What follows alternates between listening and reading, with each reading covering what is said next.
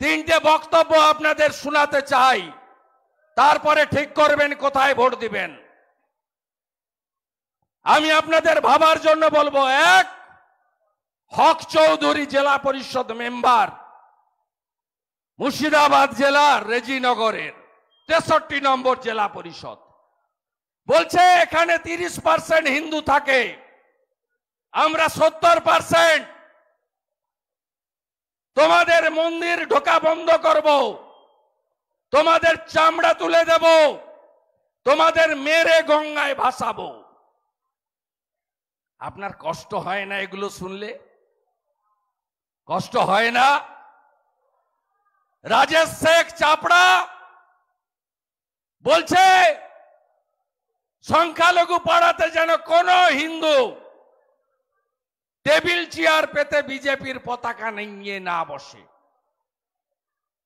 রানীনগর একের হেমতানগর পঞ্চায়েত প্রধানের স্বামী মহিলাদের বলছে কোন কোন মহিলা ভোট দেবে না তাকে দেখতে চাই।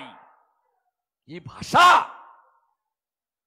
একটু আগে ভাইপো একটা ভিডিও ছেড়েছে, সন্দেশকালীর মন্ডল সভাপতি গঙ্গাধর কয়াল, তিনি বলছেন যে সব প্লট শুভেন্দু অধিকারী সাজিয়েছে, কিচ্ছু হয়নি। গঙ্গাধর কয়াল তারপরে আবার ভিডিও ছেড়ে বলছেন আমি এগুলো বলিনি, এটা তৃণমূলের প্ল্যান্টেড।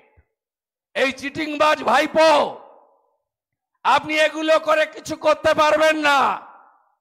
আপনার পিসিকে হারিয়েছি, আপনাকে জেলে পুরব, আপনার পিসিকে প্রাক্তন করব, বলে বলে করি আমরা। কোথায় সেই মোটা কেষ্ট, 150 কেজি তার ওজন, চড়াম চড়াম ঢাকের আওয়াজ? নাই তোমার দেখা, নাই তোমার দেখা নাই।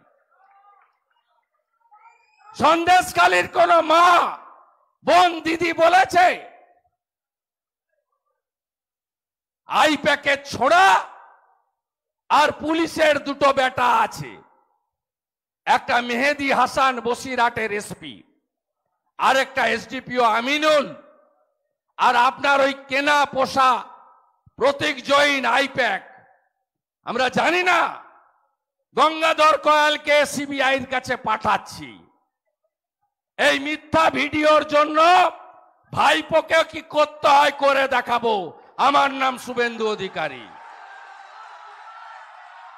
অপেক্ষা করুন। জগন্নাথদার মার্জিন গতবার থেকে বাড়বে হ্যাঁ কিনা জানতে চাই। চোর তৃণমূলকে হারাবেন তো? তৃণমূল মানে চোর ধরো, চোর ধরো। তৃণমূলকে হারাতে হবে।